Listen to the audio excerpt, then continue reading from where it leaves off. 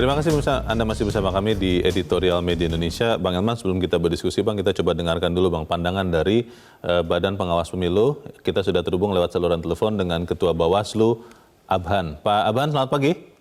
Selamat pagi Bang Leonard. Sehat-sehat ya Pak Abhan ya? Alhamdulillah, saya harus sehat-sehat semuanya ini. Baik. Pak Abhan, pilkada kan sampai sekarang memang akan tetap masih terus berlangsung prosesnya dan rencana pemungutan suaranya 9 Desember 2020. Pertanyaan pertama saya Pak, apakah ada opsi yang memungkinkan pilkada ini ditunda ke tahun depan kalau jumlah COVID-19 penyebarannya melonjak luar biasa? Ada kemungkinan itu tidak Pak Abhan? Jadi pertama perlu kami sampaikan bahwa kemarin siang sampai sore itu kami baru rapat dengan pendapat ya di Komisi 2 antara penyelenggara dengan pemerintah dari Kemendagri dan Komisi 2. Yeah. Putusan dari RDP kemarin adalah bahwa pilkada ini tetap dilanjutkan sesuai tahapan, yang artinya bahwa 9 Desember ini pemungutan suaranya. Yeah. Tetapi kalau pertanyaan apakah ada nggak ruang hukum yang seandainya kondisi yang sangat buruk sekali kemudian ditunda kembali, ya kalau secara normatif di Perpu 2 2020 yang saat ini sudah menjadi Undang-Undang 6 tahun 2020, memang dalam kondisi yang betul-betul kondisi yang lebih buruk dari kondisi sekarang misalnya, ya masih dimungkinkan adanya penundaan ya. Tidak di 2020 ya. Tetapi sekali lagi putusan itu tentu tidak menjadi domain penyelenggara saja, tapi ada di penyelenggara, pemerintah dan juga DPR RI khusus Komisi 2. Pak Abhan, pertanyaan banyak orang begini Pak, melihat proses pendaftaran di awal September yang lalu itu banyak sekali pelanggaran dan itu kan sanksinya pun relatif ringan ya, paling teguran. Nah, kalau melihat itu kan besok ini akan ada pengumuman calon kepala daerah. Kalau kemudian pelanggaran serupa terjadi lagi, Bawaslu akan menjatuhi hukuman apa Pak kepada calon kepala daerah? Oke, kami kira apa yang terjadi kemarin pada tanggal 4 sampai 6 menjadi pembelajaran kami ya. Tentu bukan hanya Bawaslu tapi seluruh pihak, kepolisian dan segala stakeholder yang terkait. Untuk pertama saya kira mematuhi protokol kesehatan ya.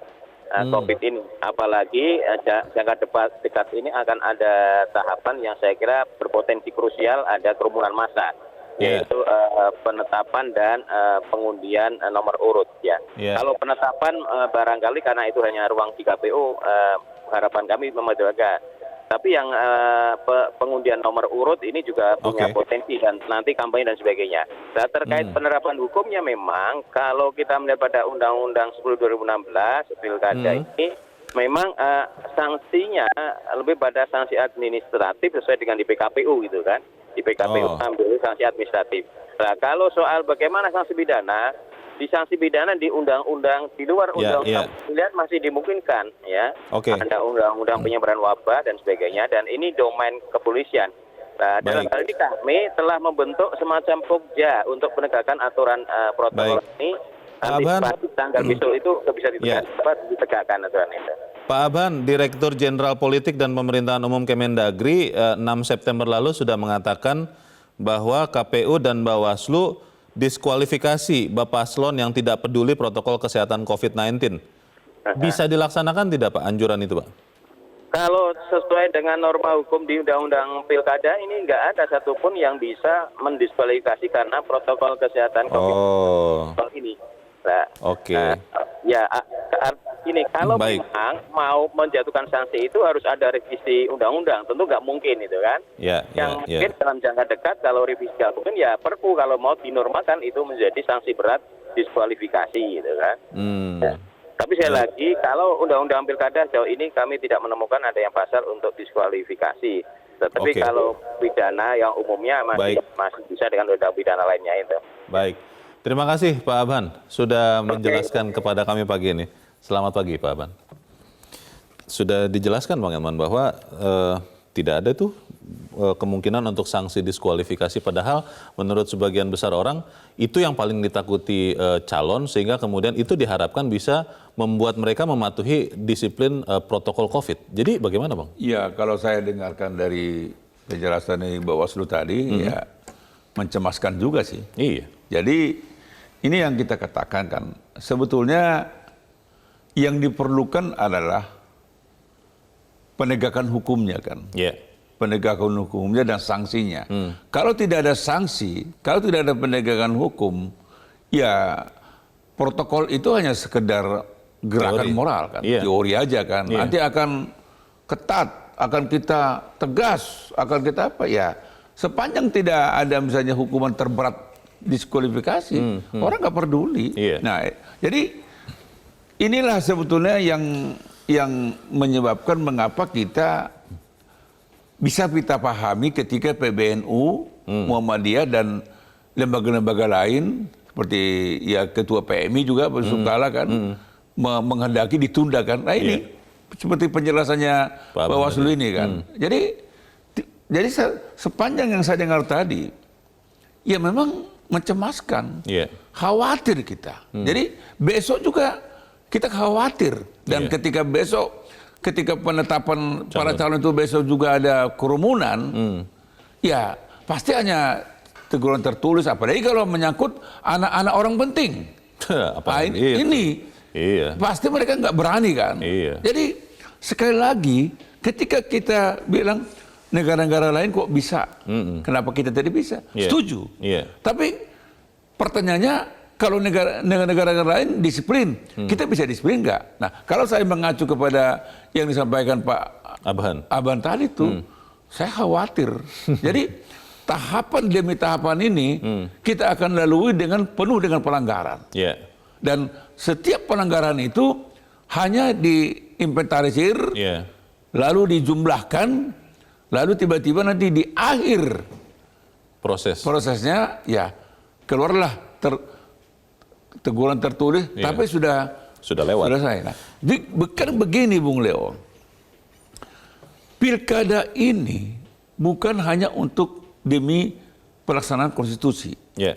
Bukan urusan menang kalah.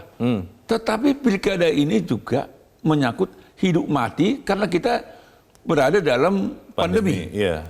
Ini menyangkut hidup mati nih. Iya. Apakah kita biarkan hanya untuk supaya tidak terjadi kekosongan 270 daerah, lalu kita paksakan. Ini juga harus kita diskusikan ulang lagi. Saya tidak dalam posisi langsung menyatakan setuju ditunda. Tetapi saya juga tetap mengkritisi 9 Desember kita laksanakan asal. Iya. Asal tiap tahapan itu betul-betul terlaksana dengan protokol kesehatan yang super ketat. Tanpa super ketat, itu berbahaya, Leo. Tapi pertanyaannya begini Bang, kalau tadi sudah mendengarkan penjelasan Bawaslu bahwa memang tidak tersedia aturan yang memaksa semua calon untuk benar-benar mematuhi COVID-19, ya kemungkinan paling logis adalah akan ada lagi pelanggaran aturan COVID-19 di dalam tahapan-tahapan berikutnya. Dan kalau kemudian nanti menunggu kasus COVID itu meningkat atau meledak, kan betapa berbahayanya yang kita lakukan. Tapi kita harus jeda dahulu Bang Elman. Dan tetap bersama kami, Editorial Media Indonesia segera kembali.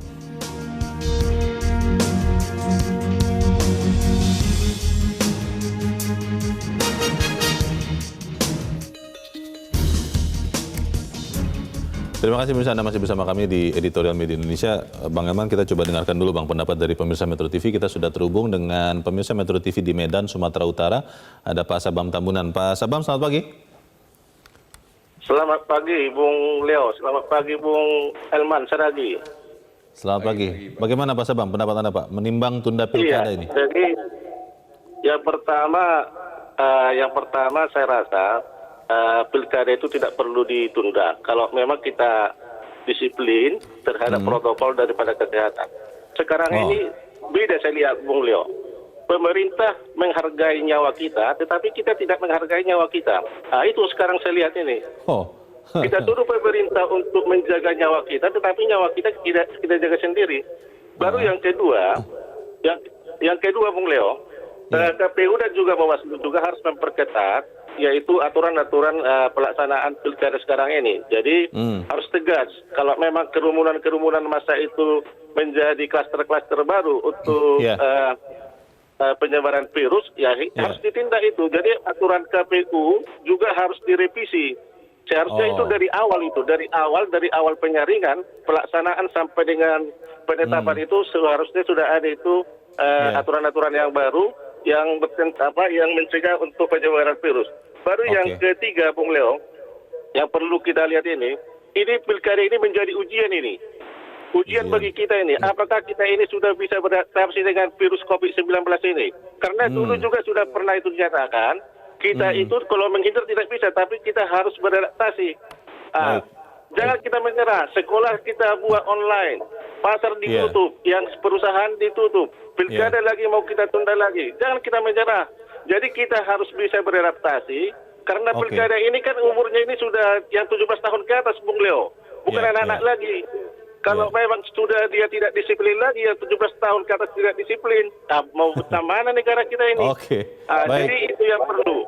Jadi ini pilkada ini ujian bagi kita, apakah bisa kita beradaptasi dengan virus 19?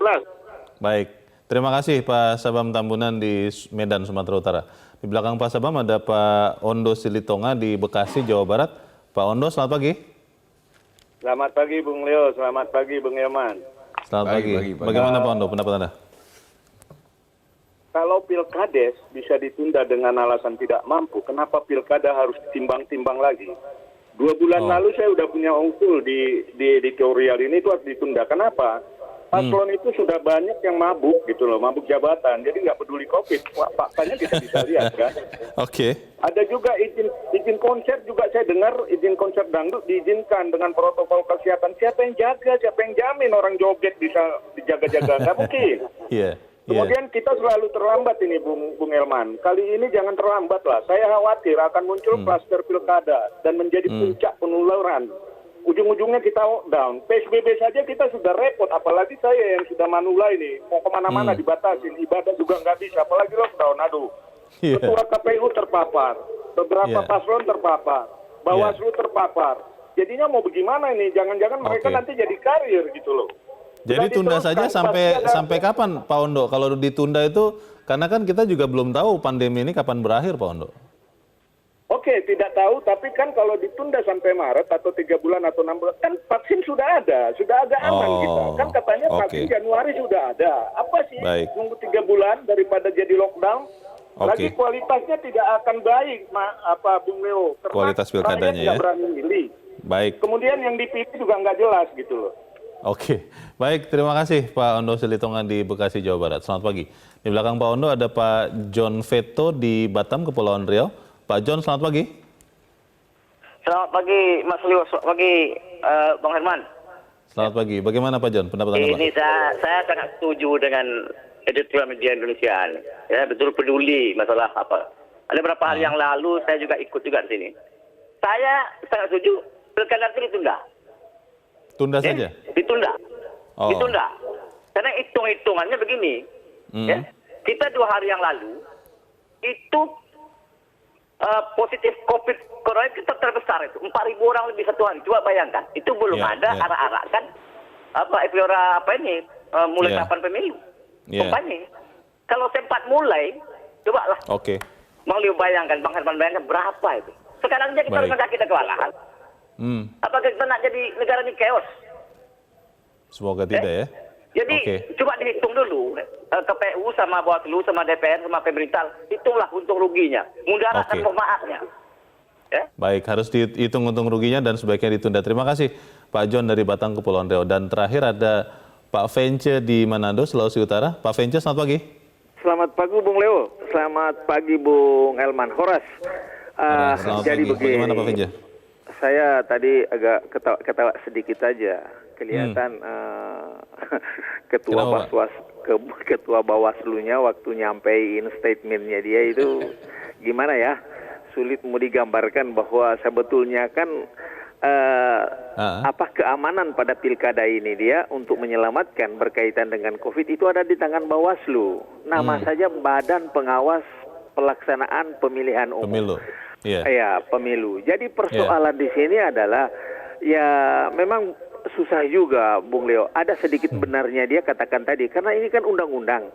Sedangkan Perpu sudah 2 kali kalau saya tidak salah. Ada Perpu 10 sekarang terakhir Perpu nomor 6 kalau nggak salah 2020. Nah, pengganti undang-undang ini adalah salah satu jalan untuk mencari solusi daripada permasalahan. Kalau memang mau bikin undang-undang susah. Tetapi kan persoalannya seperti dikatakan Bapak tadi, pemilihan KD saja bisa ditunda, kok kenapa ini nggak bisa ditunda? Persoalannya adalah bagaimana kita menyelamatkan umat manusia, khususnya bangsa Indonesia.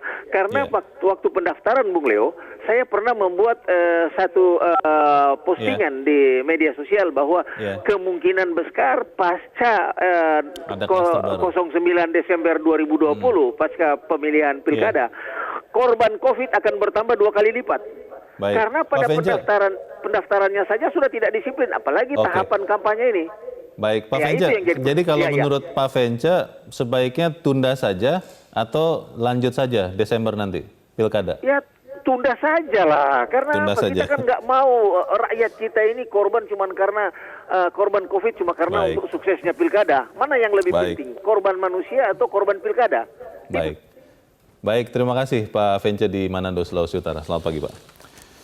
Kalau 4 penelpon ini Bang Elman di voting, 3 bilang tunda, 1 bilang lanjut. Apakah itu bisa kita jadikan gambaran? Bagaimana, Bang?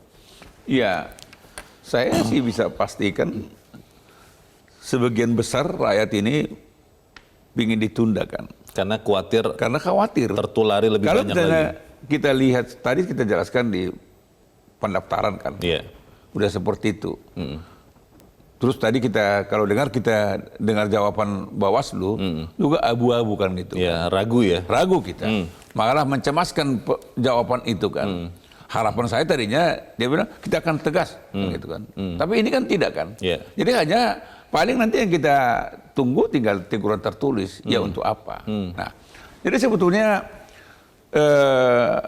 pilkada itu kan dan semua penyelenggara negara ini sebetulnya kan hukum tertinggi ini harus kita pahami dulu. Hukum tertinggi itu adalah keselamatan rakyat. Itu hukum tertinggi. Nah, untuk keselamatan rakyat ini kita tidak boleh ada hitungan-hitungan ekonominya kan gitu kan. Nggak boleh. Tidak boleh ada untung rugi. Nah, apalagi untung rugi. Apalagi kalau misalnya kalau kita hanya berdasarkan keinginan partai politik menang dan kalah. Nah, ini menjadi soal kan. Ini hidup mati. Pandemi ini hidup mati nih. Nggak ada kompromi, nggak ada abu-abu. Hidup atau mati. Yang menentukan itu kita semua kan. Nah, tadi saya mau katakan, saya juga bukan orang yang langsung menyerah. Tunda bukan begitu juga. Tapi saya juga dalam posisi tidak boleh juga kita memaksakan tanggal 9 Desember kalau kita tidak disiplin kan gitu kan. Jadi sebetulnya intinya adalah partai politik. Partai politik, paslon bersama-sama dengan KPU, pemerintah dan ya itu tuh. Mereka itu harus sama-sama. Kalau tidak ada kerjasama, kalau mereka tetap menggunakan semacam katakanlah aturan main seperti dalam keadaan normal, ya punah kita ini kan. Jadi menurut saya sebuah keniscayaan adalah bahwa kita berhadapan dengan pandemi. Jadi sekali lagi kita minta semua paslon termasuk pendukungnya harus disiplin. Kalau tidak bisa disiplin, memang kita pilih tunda. Masalahnya ukurannya atau waktunya kapan, Bang? Kalau kemudian kita putuskan untuk ditunda, karena ini kan juga mengatur semuanya. Bagaimana itu kita akan bahas di bagian berikut, dan pemirsa tetap bersama kami. Editorial Media Indonesia segera kembali.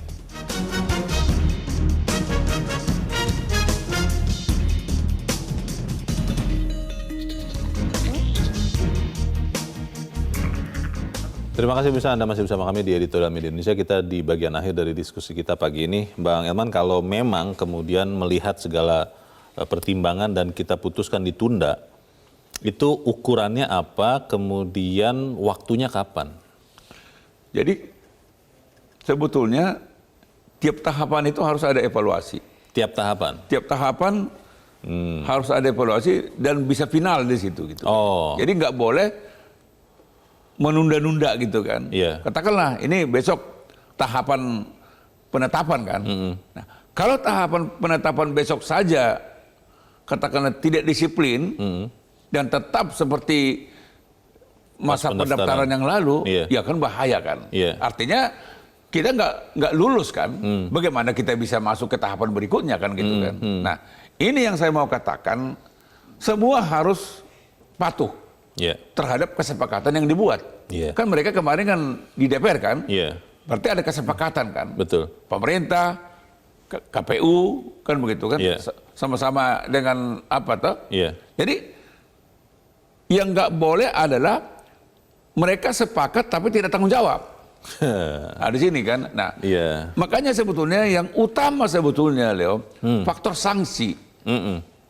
Sanksi apa yang akan diberikan oleh penyelenggara pemilu, Bawaslu, ya penegak hukum terhadap paslon yang melanggar protokol kesehatan. Sanksi apa? Ini sebetulnya yang ditunggu-tunggu masyarakat. Kalau hanya sanksi teguran tertulis, diabaikan itu, Pak. Ya akan diabaikan, silakan aja. Nah, memang benar Bung Leo ya. Kalau bicara penumpukan massa, tidak hanya di pemilu. Kemarin juga ada pertemuan beberapa waktu yang lalu di Tugu Proklamasi. Nah, itu juga klaster baru. Berkerumun juga di situ. Nah, dan mereka juga di dalam sekarang ini kan mereka roadshow kan, itu juga klaster baru. Demo-demo yang kemarin misalnya di Pertamina juga itu klaster baru juga. Jadi penumpukan itu bukan hanya ada di pilkada sebetulnya. Nah, di sini yang saya mau katakan, memang kita tidak disiplin. Jadi kita takut mati, tapi tetap berbuat untuk mati kan gitu. Itu kejadiannya kan gitu. Jadi ketika kita mencontoh Singapura misalnya, kok mereka bisa? Kita akan mencontoh Amerika. Amerika tetap pilpresnya kan jalan kan tahun ini. Berproses ini. Nah, kenapa mereka bisa? Karena mereka disiplin, karena di sana ada sanksi berat. Dan dilaksanakan. Nah, di sinilah yang mau kita katakan, ini taruhan buat pemerintah. Sekarang PBNU dan Muhammadiyah sudah menyuruhkan tunda. Kalau besok terjadi malapetaka, bertambahan kasus COVID. Bertambahan kasus corona. Karena pilkada. Akibat daripada pilkada ini, ini kan legitimasi pemerintah ini kan bisa dipertaruhkan kan gitu. Nah, di situ yang saya mau katakan, pemerintah juga tidak boleh berdiam diri.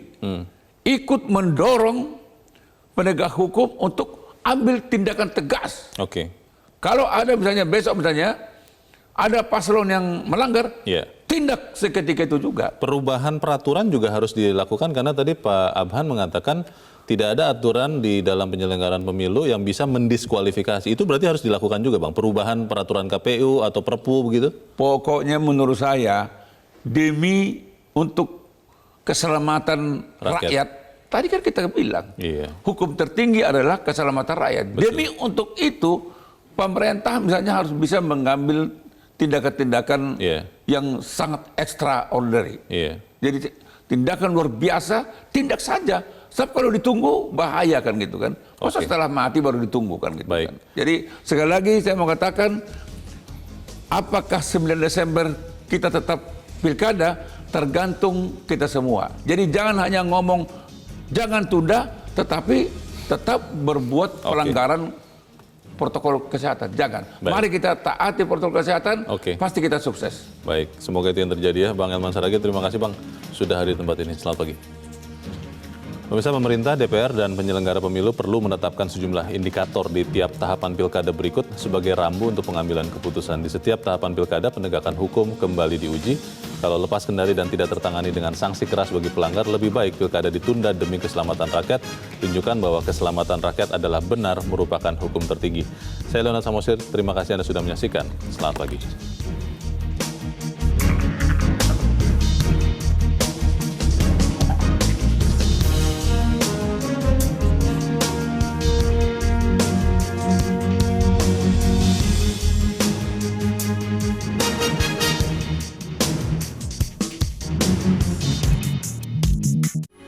Metro TV, knowledge to elevate.